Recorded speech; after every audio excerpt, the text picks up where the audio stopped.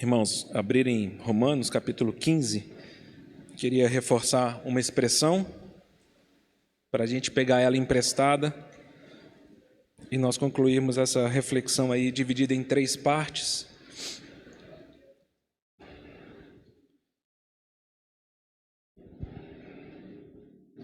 No versículo 26 de Romanos 15, Paulo fala: porque aprouve a Macedônia e a Acaia levantar uma coleta em benefício dos pobres dentre os santos. Pobres dentre os santos. Parece que essas duas expressões na mesma frase não combinam, né? Santos e pobres. Numa época que nós vivemos em que se prega um evangelho da prosperidade, um evangelho de que se você for fiel a Deus, não vai acontecer problema nenhum. Afinal de contas, quem pode livrar como Senhor, Ele é poderoso para nos salvar, e quando os meus inimigos, que pode ser o boleto, que pode ser a conta do sítio, que pode ser um vizinho chato, pode ser a sogra, quando os meus inimigos se levantam contra mim, o Senhor me dá a vitória. É isso? Será que a Bíblia fala? Será que é essa a perspectiva bíblica? Será que Paulo tinha essa mentalidade de uma lógica de que uma pessoa pobre, materialmente, ela está sob uma maldição e ela é uma pessoa que Deus não está abençoando? Obviamente, nas passagens do Novo Testamento, nós não temos nenhuma referência e nada nos dá esse respaldo. Pelo contrário, Paulo aqui não está falando assim: olha, lá em Jerusalém existem alguns pobres, nós precisamos fazê-los entender que existe a lei da semeadura, e eles precisam com fé dar tudo que eles têm, porque aí Deus, ele se torna devedor deles, e Deus vai enriquecê-los, e eles vão ser abençoados. Ou, fiquei sabendo que existem pobres em Jerusalém, eles devem estar em pecado, então eles precisam confessar esse pecado, jogar na fogueira do esquecimento, escrever num papel as coisas erradas que ele está fazendo, porque se eles fizerem isso, então Deus vai prosperá-los. É isso? Em todas as instruções que Paulo faz aos Coríntios, aqui em Romanos, nós vemos isso no livro de Atos, nós temos essa informação que pode nos chocar. Os santos, eles podem ser pobres. O Senhor não prometeu para nós uma prosperidade material nessa terra. Os irmãos lembram lá em Atos 11 também, quando um profeta Ágabo levanta, e ele fala da parte do Senhor, que o Senhor havia dito a ele que viria uma grande fome na Judéia, ao ponto de que os irmãos em Antioquia levantam ofertas e levam mantimento e sustento aos irmãos em Jerusalém. É interessante, é muito prático, Então não é assim, o quê? Vai ter uma fome em Jerusalém? Deve ter algum espírito, nós precisamos mapear os ares, nós precisamos resistir a isso, porque o Senhor não tem caminhos de carência material para o seu povo. Então, não foi isso que acontece. Eles falaram: não, nós cremos que se é do Senhor, o Senhor pode levantar outros irmãos para sustentar, abençoar esses irmãos que passaram por esse período de fome. Eu vou colocar a bola na marca do pênalti mais para frente, vou deixar a fila andar, e eu gostaria de gastar algum tempo com os irmãos meditando sobre dinheiro e ofertas. Assunto nevrálgico para o nosso sucesso ou fracasso de vida cristã. Assunto nuclear que define o nosso caráter, principalmente dos homens, porque os homens estão muito envolvidos a trabalho, a buscar resultados, e quando os resultados vêm, é desafio muito grande a gente saber administrar essas coisas, Muito grande. Mas eu queria só fechar essa ideia e terminar esse ciclo de reflexões com os irmãos, e usar essa expressão aqui e entender um pouco a lógica do Senhor Deus. Tenho incentivado os irmãos a sempre meditarem nisso. É muito fácil para nós darmos mandamentos e ordenanças sem que nós compreendamos a inteligência divina por trás delas. Quando nós não entendemos a inteligência divina, nós engolimos a seco e geralmente a gente não prospera espiritualmente. Nós precisamos entender por que o Senhor Deus faz essas coisas. Nós precisamos entender quais são as promessas dele, porque, como já pensamos outras vezes, tudo que eu espero que Deus não me prometeu, eu estou num risco violento, eu não sei se vai acontecer. Eu vou cruzar os dedos, eu vou torcer para que dê tudo certo, mas Deus não me prometeu essas coisas. O pior é quando nós ainda depositamos e construímos a nossa fé de uma forma misturada, sem as promessas certas do Senhor, mas tomamos posse de uma palavra profética, entre aspas, de alguém, ou uma pregação, ou alguma pessoa que fala, ou um momento muito especial que eu tive no meu quarto, que eu senti um arrepio, parece que eu ouvi, parece que eu entendi, Deus está nessa situação, e depois as coisas não se confirmam, de repente essas coisas eu perco, e aí nós nos decepcionamos com Deus, nós nos rebelamos contra Deus, né? Nossa fé naufraga, porque nós achávamos que Deus estava naquilo. Mas se existe alguma coisa e algum componente que deve estruturar a nossa fé, um desses pilares é: Deus não é homem para mentir. Deus não se arrepende das coisas que Ele estabeleceu. Isso tem que ser básico na nossa fé. Qualquer crise, qualquer frustração, qualquer mal-entendido que chega na nossa história, a falha não está no Senhor Deus, a falha está na nossa compreensão. Eu entendi errado. Eu assimilei coisas erradas. Eu construí uma espiritualidade errada.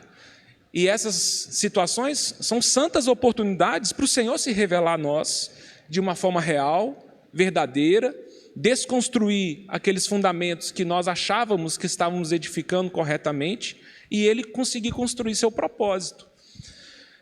Tentei falar para os irmãos nos últimos 2 domingos, pegando 3 passagens aqui de Romanos 15, né, sendo bem criativo para usar essas 3 passagens, de que quando chegarmos ali no final da teofania, da manifestação do nosso Senhor Jesus nessa terra, quando o Senhor Jesus voltar a essa terra, irmãos, é importante depois você meditar nisso, porque nós temos vivido uma vida cristã que isso não nos fala mais, mas nós cremos que o Senhor voltará a essa terra, o Senhor manifestará o seu poder e a sua glória, e lá em Apocalipse 11, quando soa a 7ª trombeta, João tem essa visão, e ele vê que o reino desse mundo se tornou do seu Deus e do seu Cristo, e o Senhor Jesus reinará para sempre, e ele escuta uma adoração dos seres celestiais, falando: chegou a hora, chegou o momento, o Senhor Deus, por meio do seu Filho, por meio da sua obra, Ele fará 2 coisas.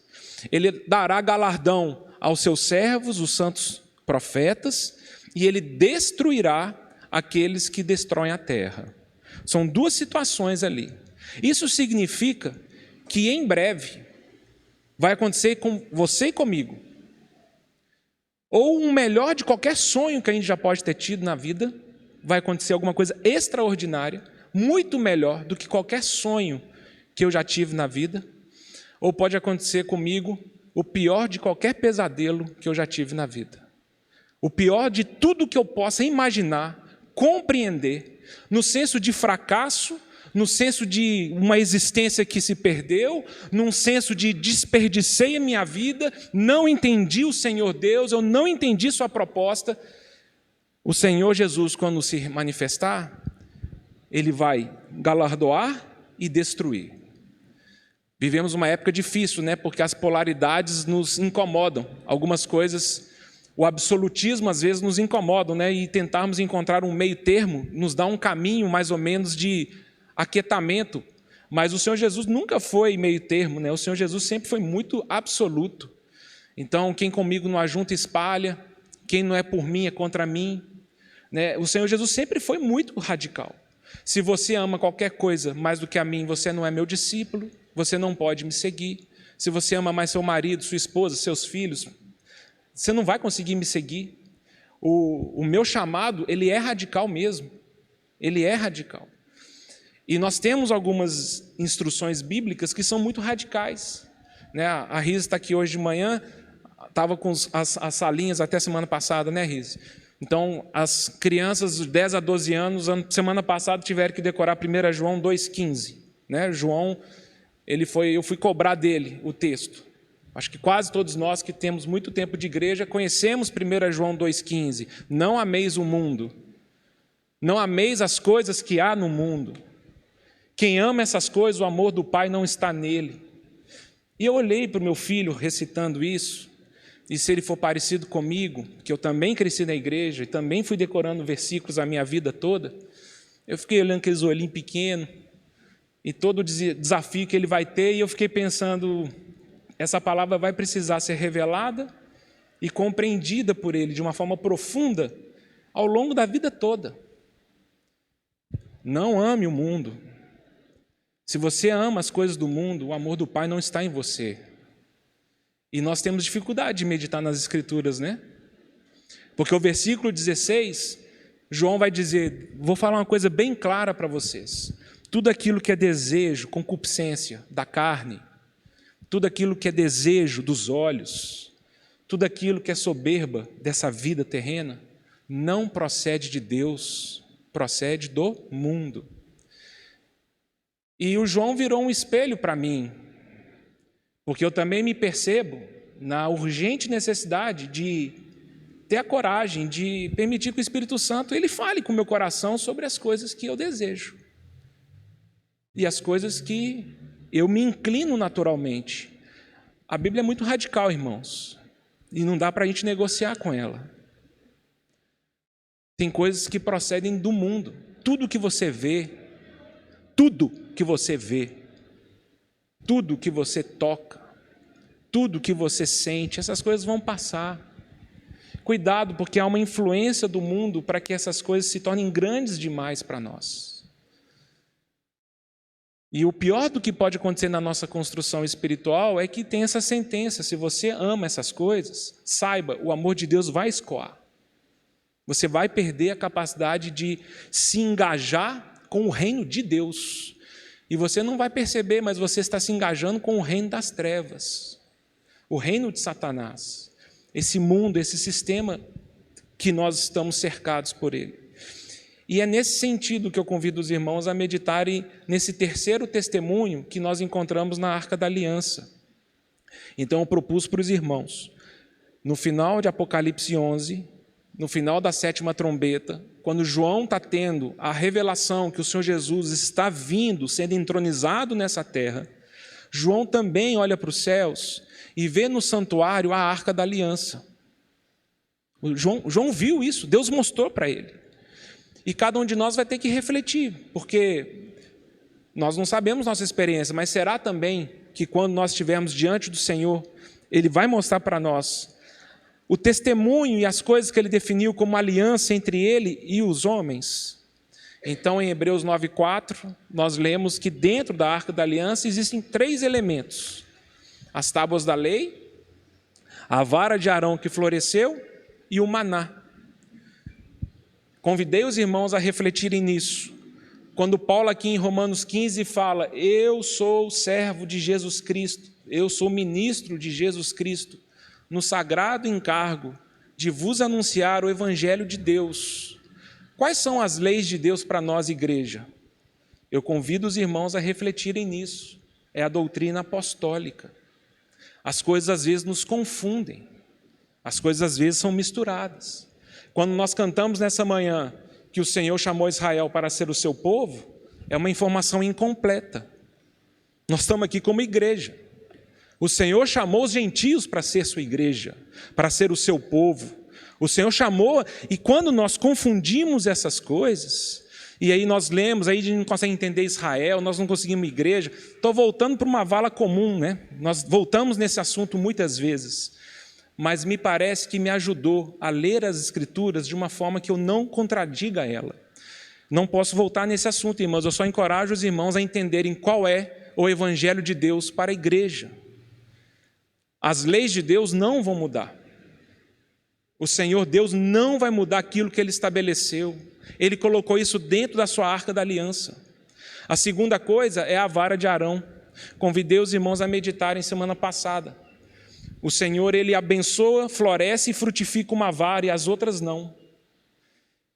Me parece que isso nos fala que, claro que isso tem 2 formas de enxergar. As outras 11 tribos que não tiveram sua vara florescida, o Senhor está dizendo, tem coisas que eu não te chamei para fazer, não te capacitei, não te qualifiquei, não te dei o dom. Aceite e dependa, por quê? Porque eu dei o dom para uma outra pessoa. Uma outra pessoa teve sua vara frutificada, florescida. Você não pode andar sozinho. Não te chamei para uma vida cristã individualizada. Por quê? Porque eu não te dei algumas capacitações que você precisa ser alimentado por meio do seu irmão e sua irmã. É uma aliança, Deus estabeleceu. Não há vida cristã individual. Qualquer um de nós que tenta caminhar sozinho, escolhendo, definindo as coisas, vai se enfraquecer no seu vigor de fé. Deus não nos chamou para uma vida individualizada. E num outro aspecto também que nós não podemos ignorar, é que o Senhor pegou a sua vara e te deu dons e talentos para você frutificar para Ele. Então nós podemos olhar essa vara que frutifica como as outras 11 tribos e podemos olhar como a tribo de Levi, no caso Arão. Deus tem te dado dons segundo a sua graça, para você usá-los para a glória dEle, para a prosperidade do seu reino e para abençoar seus irmãos. Essa é uma aliança que o Senhor estabeleceu, e Ele talvez vai mostrar isso naquele dia quando encontrarmos com Ele. O que você fez com o dom que eu te dei? O que você fez com a capacitação que eu dei para você? Não foi para a pessoa do seu lado, foi para você. Como é que você responde a isso? E nós temos esse terceiro testemunho, que é o maná. Conhecemos muito bem a história e o contexto. Aquele pão que Deus providencia para o seu povo durante todo o tempo do deserto como seu sustento. E eu queria convidar os irmãos a uma reflexão sobre isso, começando em Êxodo 16, quando o Senhor ele apresenta o maná para o povo de Israel.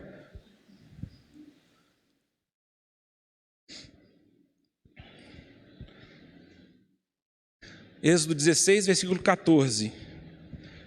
E quando se evaporou o orvalho que caíra na superfície do deserto, restava uma coisa fina e semelhante a escamas, fina como a geada sobre a terra. Vendo-a, os filhos de Israel disseram uns aos outros: que é isto? Pois não sabiam o que era. Disse-lhes Moisés: isto é o pão que o Senhor vos dá para vosso alimento. Números, capítulo 11.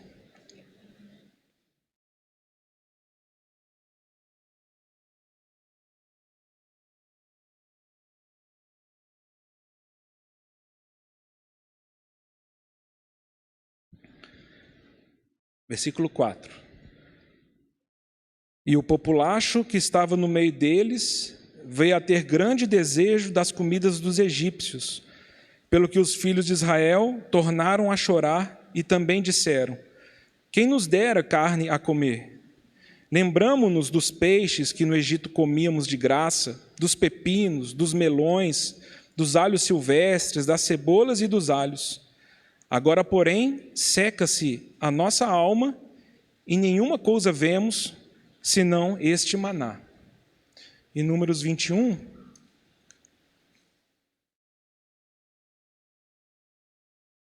versículo 4.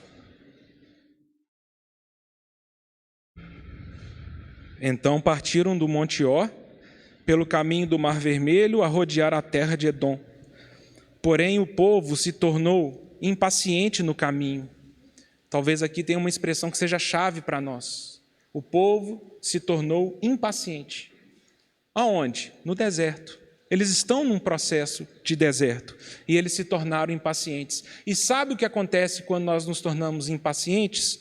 Versículo 5. Falou contra Deus e contra Moisés: por que nos fizeste subir do Egito, para que morramos neste deserto, onde não há pão nem água, e a nossa alma tem fastio deste pão vil?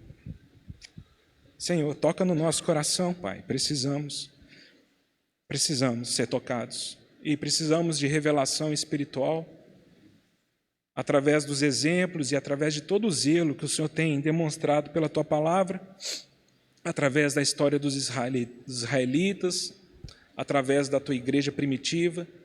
O Senhor tem nos dado instrução para que nós não caiamos nos mesmos erros e sejamos advertidos e consolados pelo poder do Teu Espírito Santo.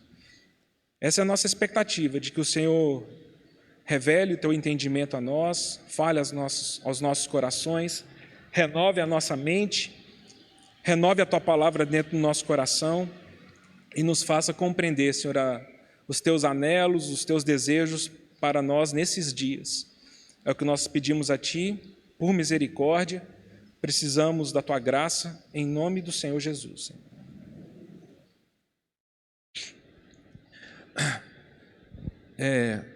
Então, pelos textos que nós lemos, e temos outros aqui, nós conseguimos entender o que aconteceu com Israel, né?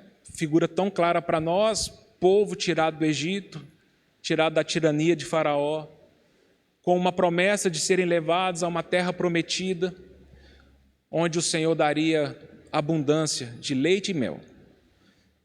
O povo teve que passar por um período, um tempo no deserto. Durante esse tempo no deserto, o Senhor, ele deu um mantimento para eles. E talvez o pulo do gato aqui, que a gente deveria entender, porque isso talvez não é tão claro para nós, é que o maná, ele limitava e ele definia os impulsos do corpo deles, principalmente relacionado à comida, né? Se os irmãos lerem com atenção Deuteronômio 8,16, ali Moisés vai falar assim: o Senhor te deu o maná para te humilhar, para provar o seu coração, e depois desse processo, ele vai te oferecer a terra que ele quer. Então, irmãos, realmente o povo de Israel ter ficado depois de um tempo cansado do maná não era muito de se estranhar, porque eles vieram de uma experiência, né, de comer, como nós lemos aqui, carne, de comer alhos, comer frutas, peixes, e de repente o Senhor Deus fala: agora eu quero te dar alguma coisa para você comer. Aí eles falam: o que deve ser que Deus vai nos dar? Não, Ele vai dar um pãozinho aqui, um maná. E é essa luta ali que Israel teve, ao ponto de, como lemos em Números 11 e Números 21, deles murmurarem contra Deus e falar assim: não, eu não quero. O que Deus tem para mim nesse tempo, essa expressão é muito importante, o que Deus tem para mim nesse tempo, eu não quero. É muito limitador, é muito sem graça. Eu gostaria de experimentar outras coisas. Nós temos esse desafio gigante, todos nós temos, desculpa te incluir, mas o nosso corpo tem seus desejos e tem seus anelos. Todos nós temos que aprender a lidar com os desejos do nosso corpo. Então a Bíblia, quando fala de carne, é uma junção, né, da alma com o corpo. Mas o fato é que todos nós aqui cremos no Senhor Jesus, nascemos de novo, temos agora um homem espiritual dentro de nós, mas nós temos que comer, certo? Não tem ninguém aqui que vive de luz, né? Nós temos que comer. Todos nós temos que dormir. Tem ninguém aqui que fica assim: não, vou ficar anos sem dormir. Não, se você ficar muito tempo sem dormir, seu cérebro dá um curto-circuito, você cai duro no chão. Nós temos alguns impulsos do corpo e nós temos necessidades do corpo. O problema é quando isso aconteceu na queda do homem, é que essas coisas, quando o homem cai, ele deixa de se tornar um homem espiritual na sua essência e se torna natural demais. O que nós descobrimos é que o nosso corpo natural, ele sempre vai desejar essas coisas, e de preferência em excesso. Então, comer é bom, e comer tudo que eu gosto, do jeito que eu quero, na quantidade que eu quero, é melhor ainda. Dormir é bom, e dormir o máximo que eu quero, no dia que eu quero, melhor ainda. E aí as coisas que o Senhor precisa santificar e ordenar no nosso corpo, começam a se tornar aquilo que nos define como seres humanos. Então nós começamos a viver para essas coisas, né? Coisas que nós precisamos, mas que não devem nos definir. Isso é uma das coisas que o Senhor Jesus fala no Sermão do Monte, né?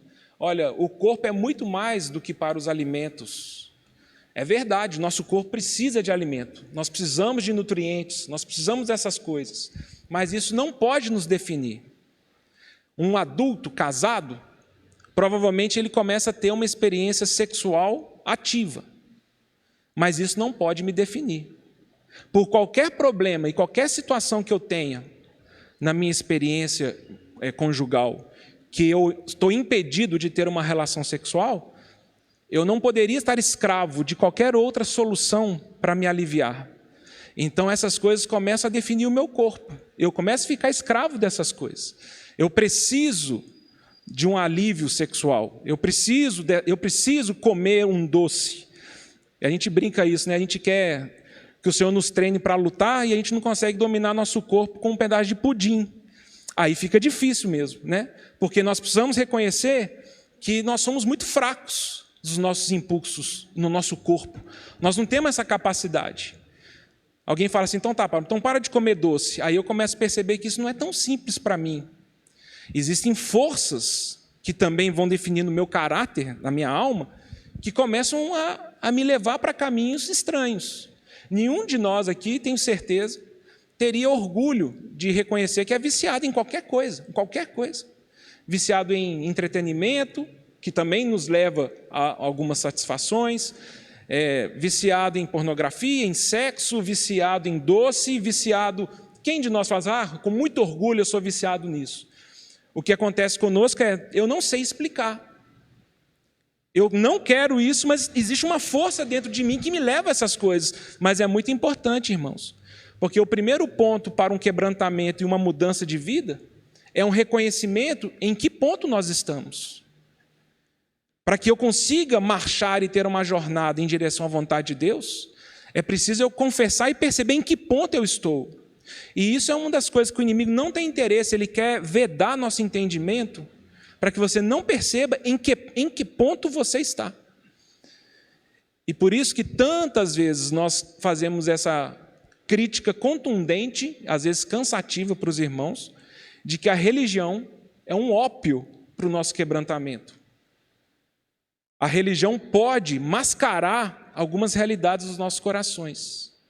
Você participar de reuniões, você participar de um serviço, você participar de alguma coisa, oferecer uma oferta, essas coisas mascaram a gente. Então, quando nós falamos em oferta e dinheiro, de repente nós estamos aí num nível de avareza, de egoísmo, olhando só para nós, investindo em nós, aí você dá R$10 para um mendigo na rua e se mascara você, e você fala, até que eu não sou tão ruim, né? Não sou tão pão duro assim. Mas não é isso que o Senhor quer trabalhar com a gente. Nós não podemos ignorar as demandas do nosso corpo. E quase que nós poderíamos falar assim, nossa, seria tão bom, né? Se depois que eu nascesse de novo, e o Senhor me convidasse agora para uma realidade espiritual com Ele, Deus falasse, não, com respeito à dimensão da carne, faça o que você quiser. Para mim tá tudo tranquilo, viva do jeito que você quiser. Mas não é isso. Porque começa a existir uma necessidade da gente perceber que aquele velho homem, Adão, precisa morrer todos os dias. E esse velho homem, Adão, ele é guiado pelas suas referências de prazer nos níveis mais primários que tem. Ficamos satisfeitos no nível do corpo, nos níveis sensuais. Então, às vezes a gente acha que sensualidade se restringe à sexualidade, não é. Sensualidade, que até Paulo usa essa expressão em Colossenses 2, quando ele fala, gente, presta atenção, tem algumas coisas que não tem força nenhuma contra a sensualidade. Não fica muito preocupado com culto a anjos, né, comida, alimento, essas coisas, elas podem ter seu valor, mas quando você tem que lidar com a sensualidade, e na Corrige de Fiel fala contra a satisfação da carne, você percebe que você sempre é derrotado. Então a sensualidade é tudo aquilo que nós percebemos de uma forma natural. Então são os 5 sentidos nossos, né? Tato, paladar, audição, olfato, visão, ouvido, já falei. Os 5 sentidos. Essas coisas são fáceis de se perceber. O cheiro do churrasco daqui a pouco, nosso cérebro vai salivar, nós vamos começar a ficar com fome, nós vamos querer comer, não é? Agora, termos fome e sede de justiça das coisas do reino de Deus já não é tão fácil, certo? Você precisa descobrir como o seu homem interior sente o cheiro de Deus e isso fortalece seu homem interior. A dificuldade que nós temos é que, como Paulo fala, olha, mesmo nós estando na carne, todos nós estamos na carne aqui, né? Todos nós excretamos, todos nós comemos, todos nós precisamos dormir. Se eu não tomar banho, vou cheirar mal. Meu cabelo precisa cortar, minhas unhas eu preciso cortar. Nós ainda estamos aqui num corpo que interage com as leis estabelecidas. Mas Paulo fala, mesmo vivendo na carne, eu não ando segundo a carne. E essa é uma quebra de paradigma da vida cristã. Paulo já sentencia isso lá também em Gálatas 5. Todos aqueles que andam no Espírito não satisfazem os seus desejos da carne, a concupiscência da carne. Então, o caminho que nós temos é buscar um caminho espiritual para a nossa história. Espiritual, não religiosa, espiritual, que são duas coisas diferentes. E aí nós temos essa encrenca.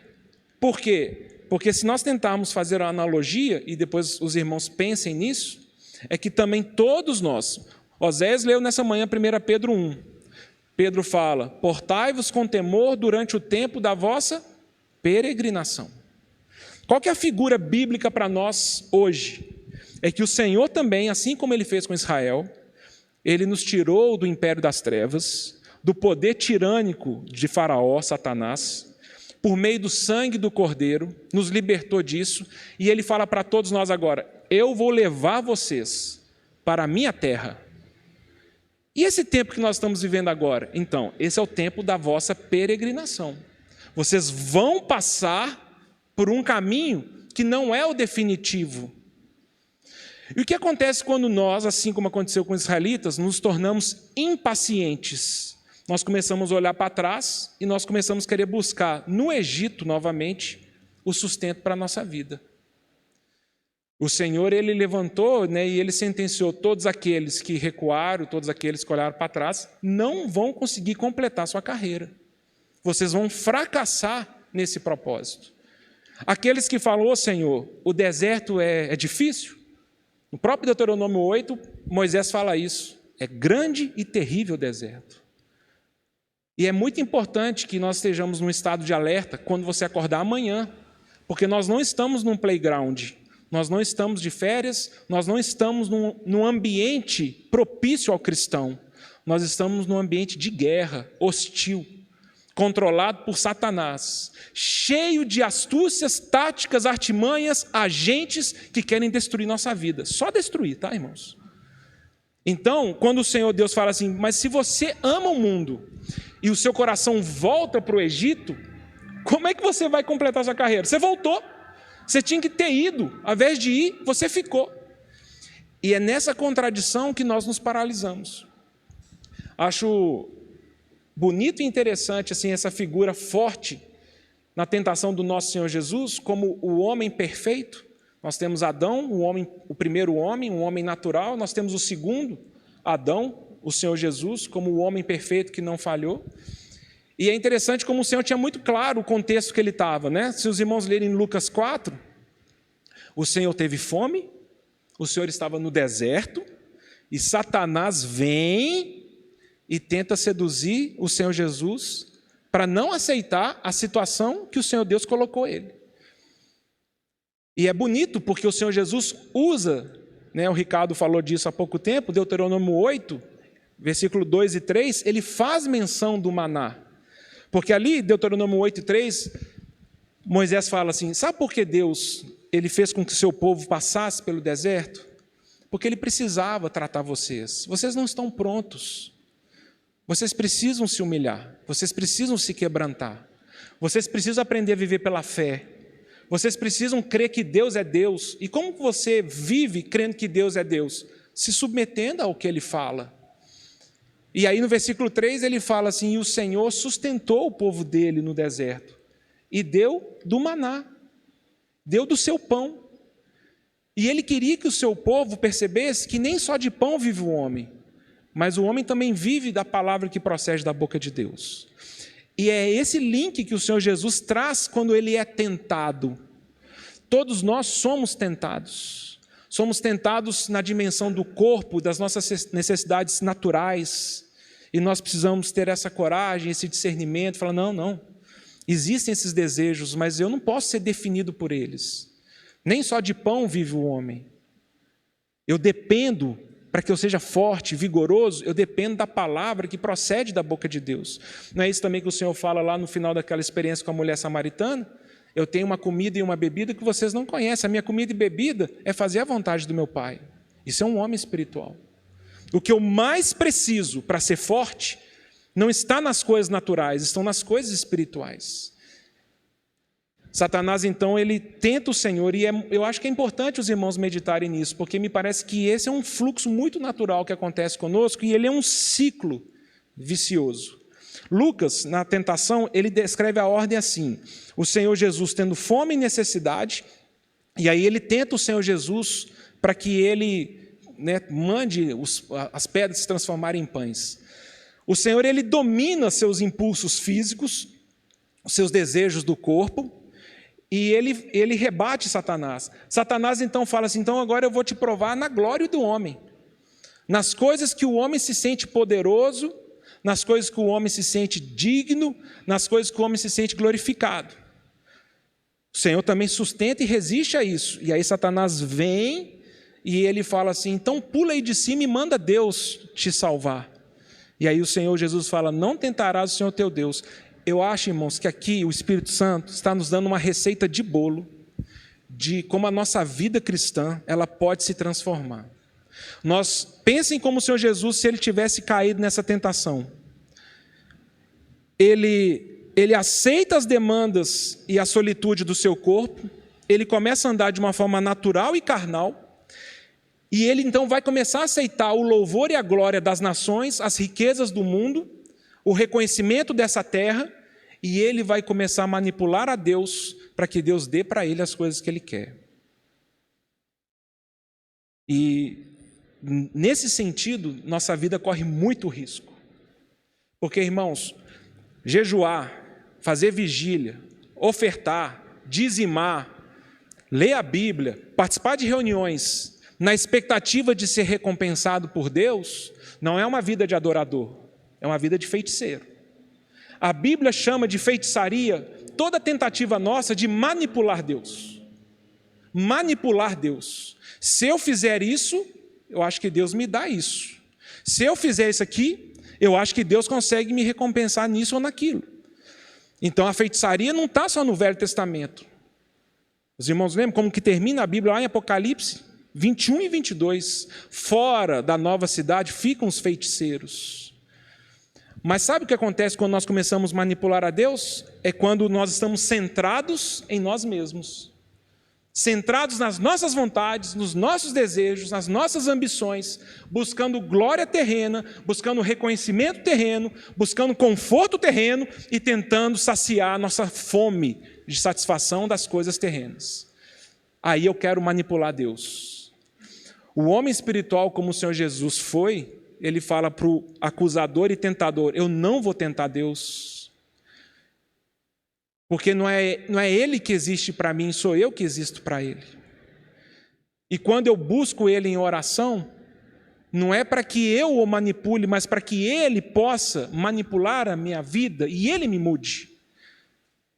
E quando isso, e essa mentalidade está correta, o dízimo está correto, a oferta está correta, o jejum está correto, a vigília está correta, o estudo da Bíblia está correto, o reunir está correto. Então essas coisas em si, elas não estão erradas. O errado é eu colocar isso como uma moeda de troca num relacionamento com Deus. Principalmente se eu sou carnal. Porque ao ser carnal eu começo a orar a Deus para que eu viva mais, para que Ele me faça prosperar, para que Ele possa confirmar o contrato lá de emprego que eu estou buscando. Eu oro a Deus para que Ele me dê uma esposa, para que Ele faça isso ou qualquer outra coisa. Mas por que você quer isso? É para a minha glória? Eu falo: não, é para a minha glória, não é para a sua não, Deus. É para a minha vontade. Eu quero essas coisas, é para mim. Mas eu tenho feito tantas coisas para o Senhor, eu acho que o Senhor tem que ouvir minha oração. Irmãos, isso não é um coração de adorador. Isso é um coração que tenta manipular Deus. Eu acho que os irmãos depois leiam novamente, né? Quem sabe mais para frente nós possamos abordar isso. Ricardo enfatizou isso na sua reflexão sobre oferta e dinheiro. Quando o Senhor lá em Lucas 16 está falando sobre a avareza. E quando os fariseus, eles ridicularizam e escarnecem do Senhor. E é isso que vai acontecer mesmo, irmão. Eu não tenho dúvida. O que eu estou falando aqui, muitos não vão concordar, muitos não vão crer, vão achar um absurdo. Mas nós não fomos chamados para que a nossa vida seja definida por essas coisas. Não fomos chamados. E quando nós esquecemos isso, Nós perdemos o nosso DNA de estrangeiros e peregrinos em terra estranha. Porque quando o Senhor fala para aqueles que estavam ouvindo Ele, e fala, olha, vocês não têm que ser avarentos. Sabe esse dinheiro que está na mão de vocês? Isso é riqueza alheia, não pertence ao meu reino. Como eu posso abençoar você se você não é fiel naquilo que nem te pertence? Como você pode tomar posse da verdadeira riqueza?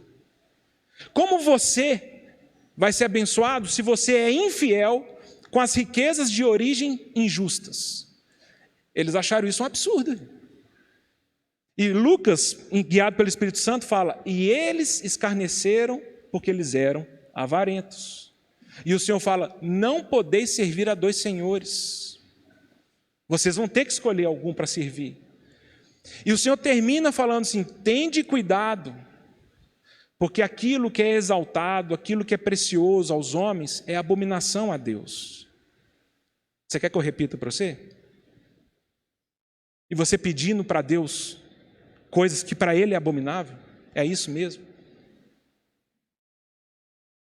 Cuidado com a sua oração. Cuidado para você não ser surpreendido com a santidade de Deus naquele dia. Porque o deserto vai acabar, irmãos. E nós vamos encontrar com o nosso Senhor. E nós tentamos manipulá-lo, pedindo coisas para Ele. E sabe por que a gente cai nessa tentação? Porque lá atrás nós não entendemos que nem só de pão vive o homem. Mas nós precisamos da palavra que procede da boca de Deus. E nós nos tornamos naturais demais, carnais demais, guiados pelos nossos desejos aqui, ó, do que eu percebo, sinto, ouvo. E é um absurdo para nós. Porque se você parar para pensar, Dallas Willard tem uma expressão interessante, ele fala que a concupiscência da carne é uma energia potencial. Todos nós temos demandas, todos nós, não importa a sua idade e não importa o seu gênero. Se você descuidar, você vai ser surpreendido por desejos que você achava que você não poderia ter. E ele fala que o nosso corpo é como um carro, tome cuidado com a gasolina que você põe dentro dele. E o inimigo, de uma forma muito astuta, ele fala, não é agora que eu vou te destruir, é daqui a 3 anos. Continua vendo esse seriado no Netflix, continua vendo essa novela da Rede Globo, continua tendo essas conversas, você vai ver a gasolina que eu estou colocando dentro de você. E lá na frente você fala, eu não tenho poder para sair disso, eu preciso disso para viver. Isso definiu as minhas coisas. Então, irmão, tome bastante cuidado com as coisas que você vê e escuta. Tenha coragem de falar, isso é lixo, chega disso.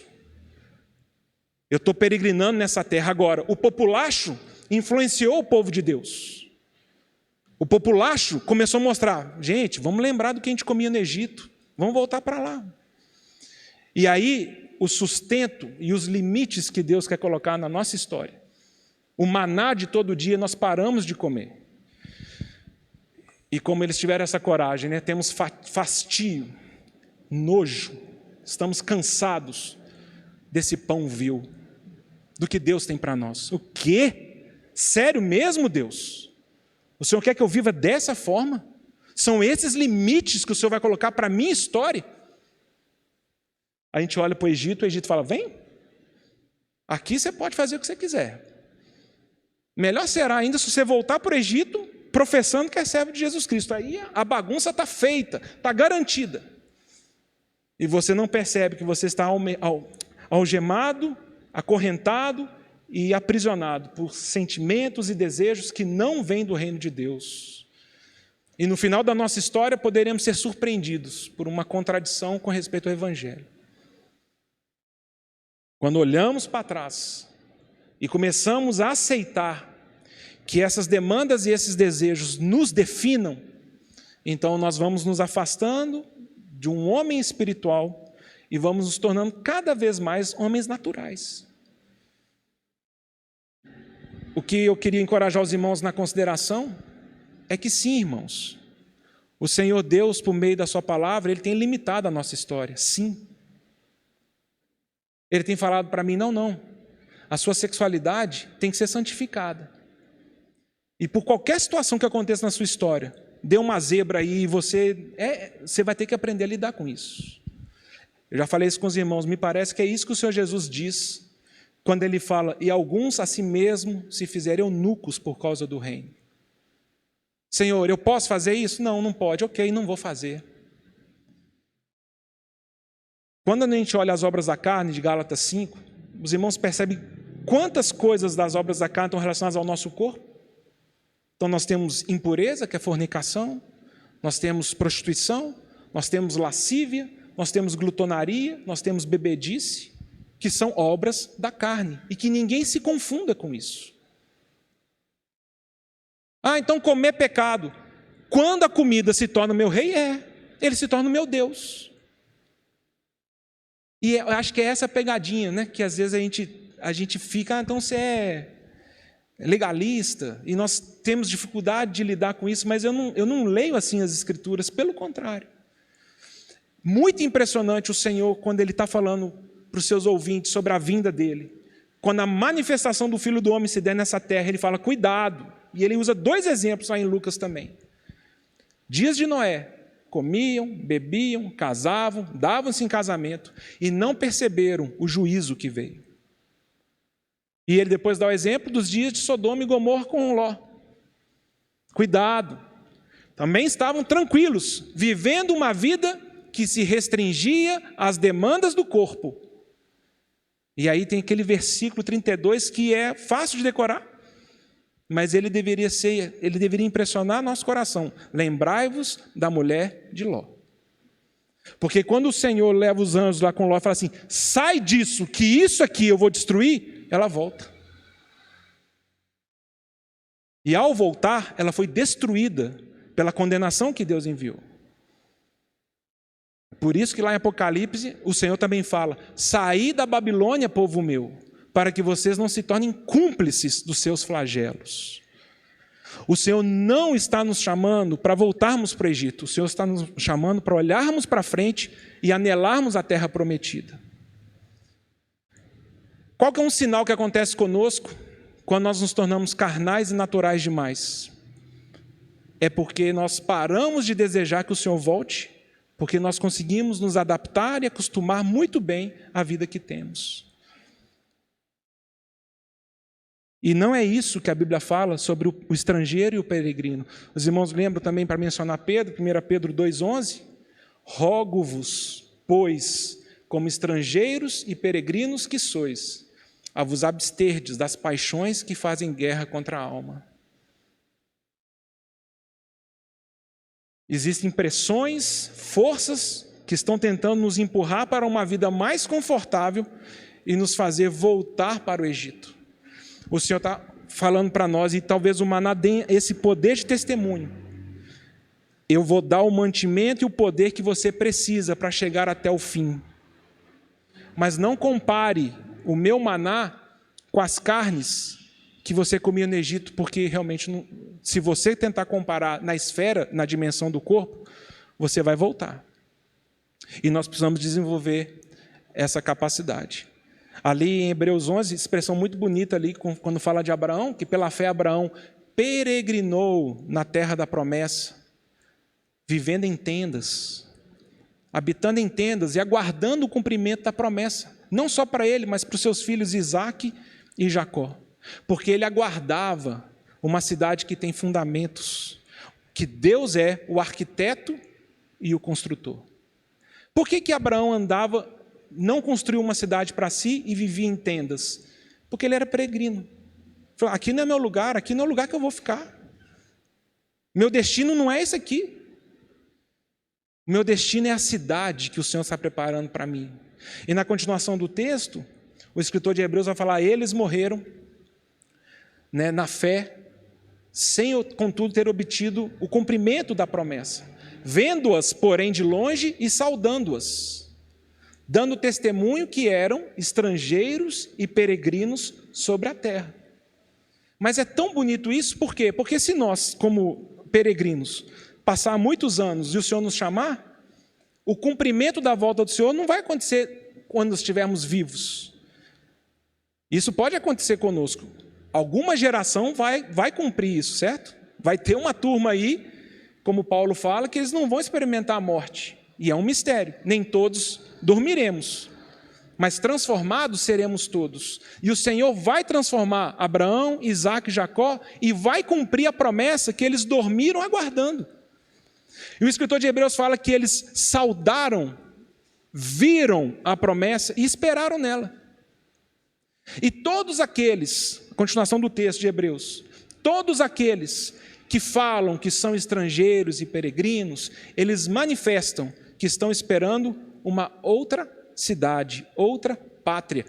Por isso, Deus não se envergonha de lhes chamar, que é o Deus deles. E Deus está preparando uma cidade para eles. A história nossa, a nossa narrativa, ela vai terminar, irmãos, e é muito importante o Senhor ele arrancar o nosso coração das coisas presentes e nos dar um coração ligado à eternidade. É muito importante. Nossa vida cristã, ela não se encaixa quando nós começamos a pensar no fim de todas as coisas nessa terra. Não encaixa. Nós começamos a ter medo da morte. Nós começamos a não querer pensar na morte. Nós não queremos lidar com essas situações, sabe por quê? Porque o nosso coração voltou para o Egito para comer das suas frutas, da sua carne, da sua comida, e nós não estamos avançando para a terra de descanso, a terra prometida. Essa é a destruição que a nossa fé pode ocorrer. Já falei isso para os irmãos, que me parece que um dos termômetros para ver a saúde da nossa fé é justamente a expectativa que temos de que o Senhor volte. Porque um peregrino, um forasteiro, como Hebreus 11 fala, ele sabe, eu não estou na minha casa. As coisas que eu experimento nessa terra não são definitivas. Aqui eu estou de passagem, eu vou embora. Não é isso que também fala Hebreus 13, 14? Porque, na verdade, não temos aqui cidade permanente, mas aguardamos aquela que há de vir. Quando a esperança da manifestação dessa terra de descanso some do nosso coração, sabe por que aconteceu? É porque eu voltei para o Egito. Eu já me acostumei, eu já me adaptei. O desafio que temos, como o Ricardo propôs, é que o dinheiro é um dos mais poderosos catalisadores para nos fazer voltar para o Egito. Temos abundância nessa terra. É um dos efeitos mais anestesiantes de nos fazer esquecer que não fomos chamados para ficar, fomos chamados para prosseguir. Afinal de contas, à medida que eu tenho muito conforto e uma vida regalada, para que ir embora? E eu começo a construir âncoras naturais que vão passar. É difícil para nós isso. É bem difícil. Né? Kézia nessa semana foi para o hospital. Né?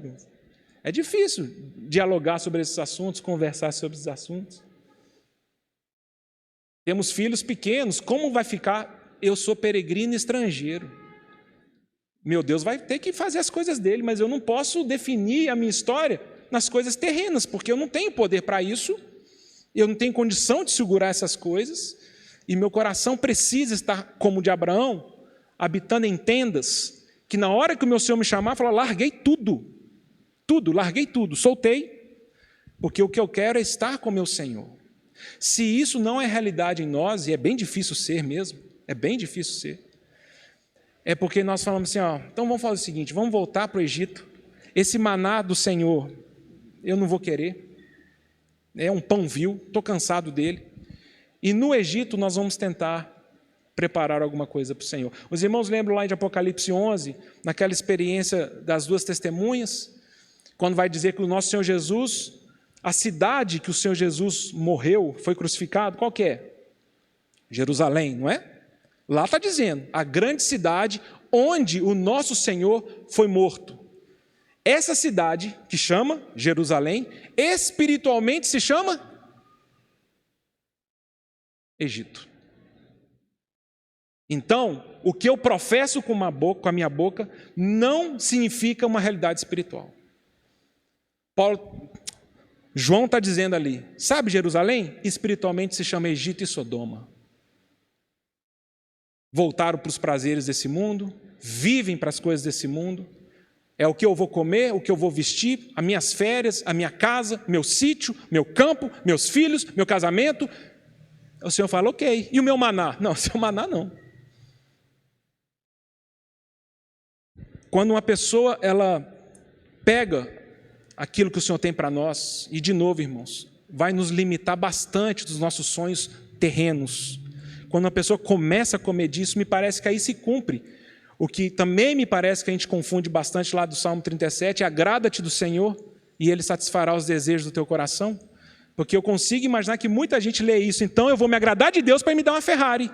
Eu vou agradar de Deus para Ele satisfazer os desejos do meu coração. E isso é uma pegadinha do Senhor. O que o Senhor está dizendo é, se você encontrar em mim contentamento e satisfação, o seu coração ficará satisfeito. Mas comendo maná, porque nem só de pão vive o homem. Eu também tenho um alimento espiritual que Deus me dá, e eu estou olhando aqui, em breve Ele está voltando, e o meu tempo de peregrinação está acabando. Agrada-te do Senhor, e o seu coração vai encontrar contentamento.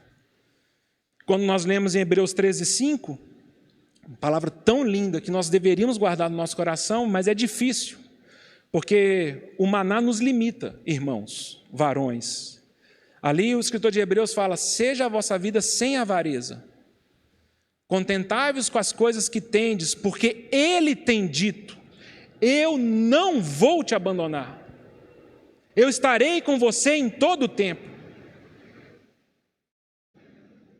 Aí não encaixou. O que o escritor de Hebreus está dizendo? Lembrem-se, capítulo 10, ele está escrevendo para pessoas que abriram mão dos seus bens em nome de Cristo. Pessoas que tinham e agora não têm. Pessoas que às vezes estavam contando gado, contando casas, de repente por causa de Cristo abriram mão de tudo e foram espoliados pelo Estado.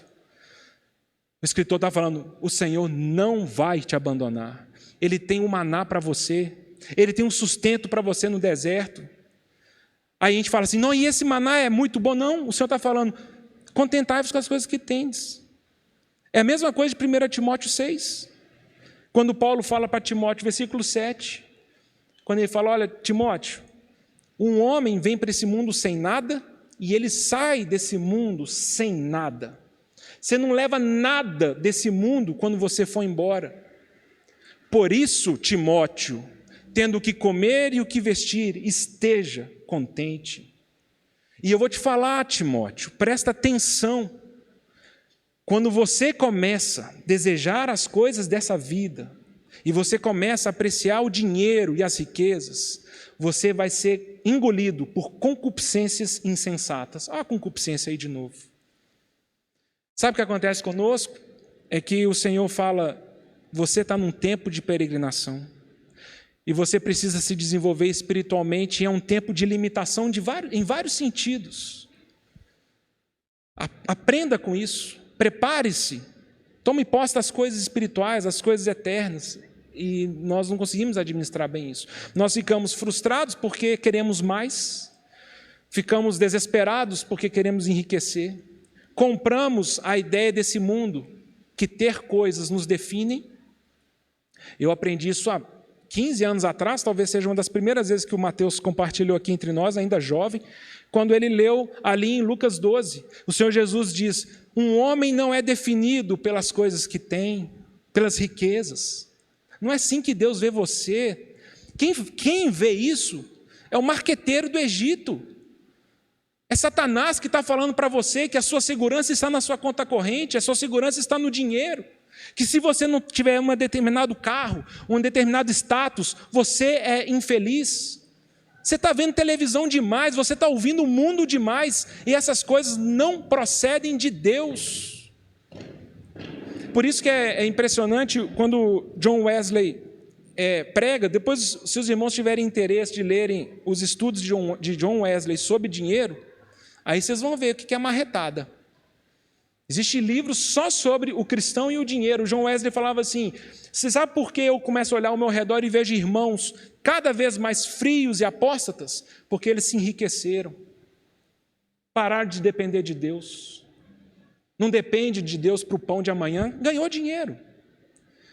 E aí eu acho que o Ricardo mencionou isso, né? Essa frase famosa de John Wesley, ele fala que quando o Senhor nos prospera e aumenta nossos recursos, não é para aumentar nosso padrão de vida, mas é para aumentar nossa oferta aos outros. que é uma pessoa que fala... E olha, é impressionante a história de John Wesley. Dizem que ele foi, né, ele formou, ele vem de uma família pobre, né? A gente conhece a história tão famosa, né, do Samuel Wesley, o pai dele que era pastor, um monte de filho, um monte de irmão, uma situação muito humilde, muito pobre. Quando John Wesley ele forma e vira professor, ele começa a ter um salário bom, a primeira coisa que ele fez foi investir nas coisas para ele. E conta-se a história que um dia ele tinha acabado de decorar sua casa e comprado uns quadros bonitos, e entrou a moça para fazer a faxina e limpar. Era época de inverno, época de muito frio. Ele percebeu que ela estava sem roupa de frio. E ele fez uma leitura rápida e falou assim: essa pessoa está passando frio, talvez ela não tenha dinheiro para comprar um agasalho, eu vou ajudá-la e vou ofertar aqui para ela comprar um agasalho. Quando ele põe a mão no bolso, ele vê que ele não tinha dinheiro naquele mês, porque ele tinha gasto todo o seu dinheiro com quadros. E ele falou que a partir daquele dia ele nunca mais faria isso. E ele queria sempre ter a condição de ajudar o próximo. Por isso que também tem uma frase famosa dele que ele fala: enquanto alguém precisar de pão, eu não vou comprar prata. Enquanto alguém estiver no meu lado precisando de ajuda, eu não vou investir nessas coisas. A história diz que ele tinha feito o cálculo que ele precisava de 30 libras para se sustentar. Agora eu não sei se é por mês ou por ano. Ele precisava de 30 libras. E a história é muito parecida com a do Hudson Taylor, que eu mencionei há pouco tempo atrás, no livro O Segredo Espiritual de Hudson Taylor. Ele começou a cortar a manteiga, ele começou a cortar o queijo, falou: não preciso do leite, e ele começou a buscar, não um regime muito preocupado com a sua saúde, mas preocupado com a sua saúde financeira. Hudson Taylor, mais de 2/3 do que ele recebia, ele separava para ajudar outras pessoas.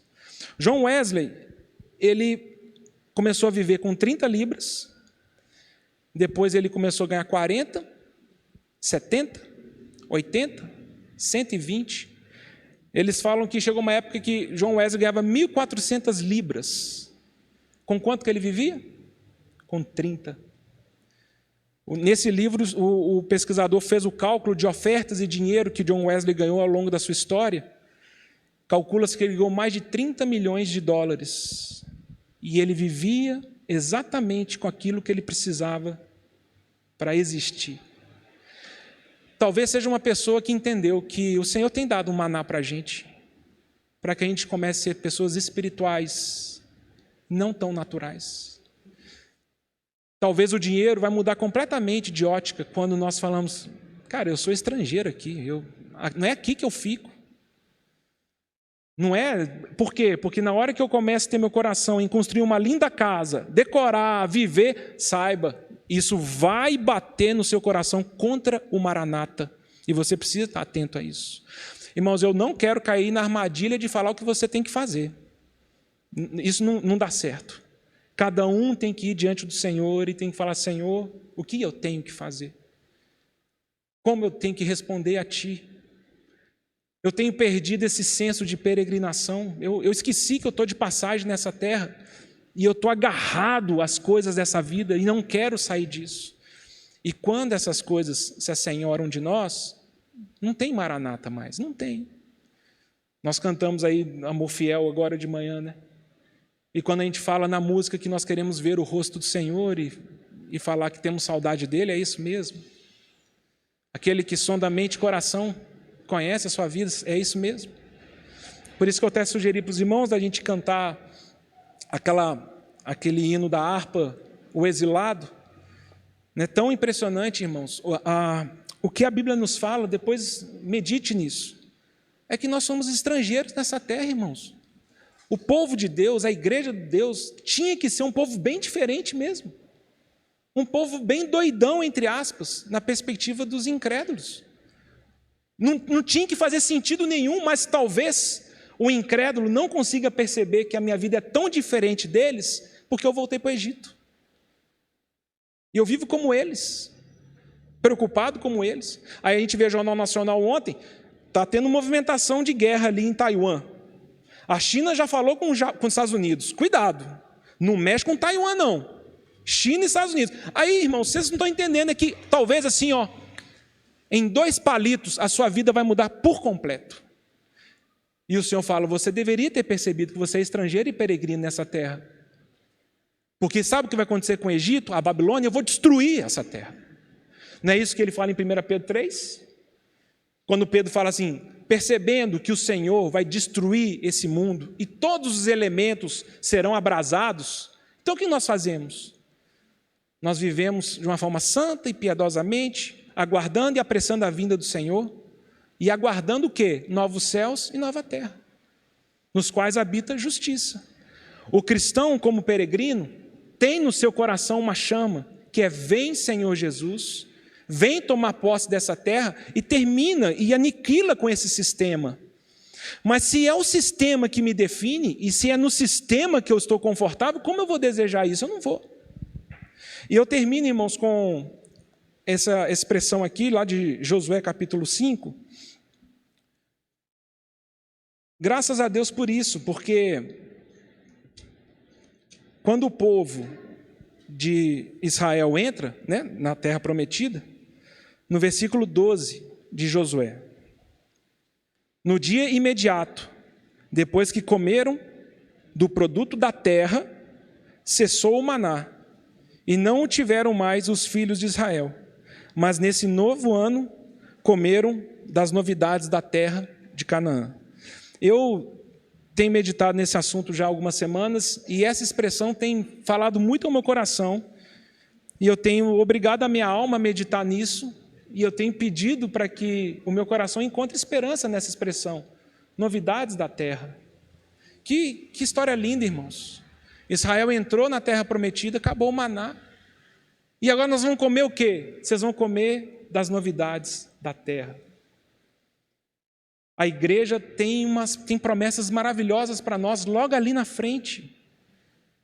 O tempo do maná vai acabar. O tempo dessas limitações, do deserto, vai acabar. O Senhor, Ele vai falar: acabou a peregrinação, vocês chegaram. E agora nós vamos comer o quê, Senhor? Vocês vão comer da novidade da terra. Vocês vão comer algo novo.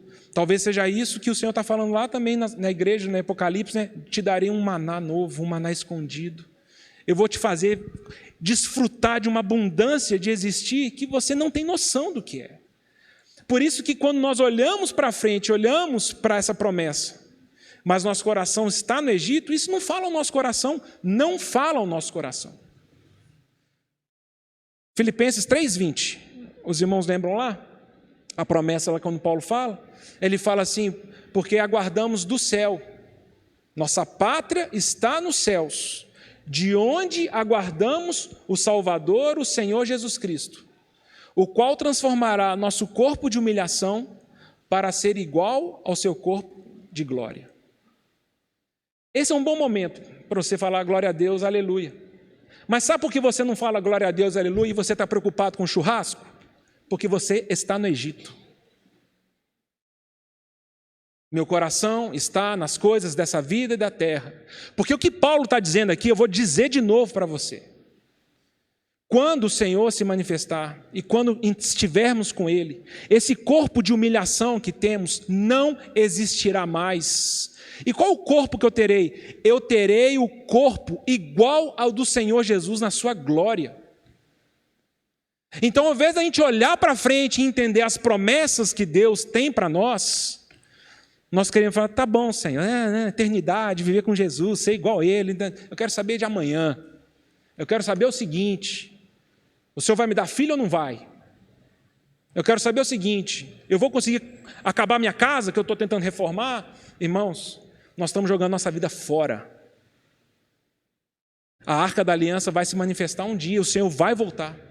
As coisas vão ser concluídas na sua história e na minha. Que o Senhor possa encontrar corações que falam: Senhor, é um maná? Amém, Senhor. Me dá um coração que se quebranta diante das realidades e dos limites que o Senhor impõe. Senhor, me livra da loucura de ter uma vida que cobiça as coisas dessa vida, a soberba das coisas dessa terra. Me livra de ter essas pessoas do mundo, esse status do mundo como referência de existir. O que o Senhor tem para mim? Depois os irmãos leem na continuação do texto, eu já falei isso com a Sandra, acho que já falei aqui, é uma das minhas passagens preferidas em termos de imaginar uma cena de filme. Eu consigo imaginar um diretor fazendo essa cena. Porque eles vão entrar na terra prometida, nós lemos aqui no versículo, Jericó está ali, cheio dos muros, como é que a gente vai invadir essa cidade fortificada? E Josué está ali, talvez pensando, como é que eu vou fazer? E ele vê um homem chegando com a espada nua, ou seja, a espada desembainhada. E ele fala assim, o Senhor é por nós ou é contra nós? Só para eu entender qual que é o tamanho da minha encrenca. E ele fala, eu sou o comandante dos exércitos de Deus. E eu acabei de chegar. Tira as sandálias do pé, terra santa. Porque quem vai nos fazer entrar na terra prometida é o Senhor Jesus. Quem vai estar à frente de nós, conduzindo o seu povo ao descanso, é o Senhor Jesus. Que estejamos olhando para Ele, irmãos. Não olha para trás, não, pelo amor de Deus. E não é expressão, não estou falando literal. Pelo amor que você tem a Deus, não olhe para trás. Não deseje o Egito. Não deseje as coisas desse mundo. Isso vai fazer sua vida ser um fracasso. Você crê nisso? Eu leio essa história do Senhor Jesus com a espada desembainhada igual eu leio Apocalipse 19:11. Quando João fala assim, vi um cavalo branco, e eis que eu estou vendo o seu cavaleiro. Seu cavaleiro peleja e julga com justiça. Tem um nome escrito que ninguém conhece, senão ele mesmo. Seus olhos são como chama de fogo, na sua cabeça há muitos diademas. Tem um manto tinto de sangue. E está escrito o verbo de Deus. Eu estou vendo ele descer. E acompanham-no no céu os exércitos. Todos eles montados de cavalos brancos, todos eles vestidos de linho finíssimo e puro. Sai da sua boca uma espada afiada como 2 gumes, para com ela julgar as nações. E ele pessoalmente pisa o lagar do vinho do furor da ira do Deus Todo-Poderoso. E aí eu leio o versículo 16, eu faço essa junção de Josué 5, e eu oro ao Senhor para que Ele me dê essa revelação. Porque João olha para essa pessoa que está descendo do céu e está na coxa dele escrito, Rei dos reis, Senhor dos senhores, Jesus Cristo é o Senhor. Jesus Cristo é aquele que vai conduzir sua igreja para a terra do descanso, irmãos. Mas eu olho para o Egito e eu olho para trás. E eu defino quem eu sou pelos meus desejos, pelo meu instinto, por aquilo que eu preciso no dia a dia. E o Senhor fala, não faça isso, porque eu estou voltando. Eu estou voltando. Olha para mim, crê em mim, há esperança para você. Nós somos exilados, irmãos, somos peregrinos, somos estrangeiros. Não finque o seu coração nesse mundo, vai passar, vai passar. Você quer queira ou não, você vai morrer um dia, ou o Senhor vai te arrebatar. E nessa situação, quando você chegar em outra situação, que o Senhor permita que o nosso coração fale, cheguei na minha casa. Acabou o deserto, acabou a peregrinação, é para isso que eu existo, é para esse fim que eu fui chamado, e não olhar para trás e falar, o que eu fiz com a minha vida? O que eu fiz com a minha vida? Comi, bebi, casei, e eu não percebi quando o juízo de Deus se aproximou, né? Que o Senhor tenha misericórdia de nós.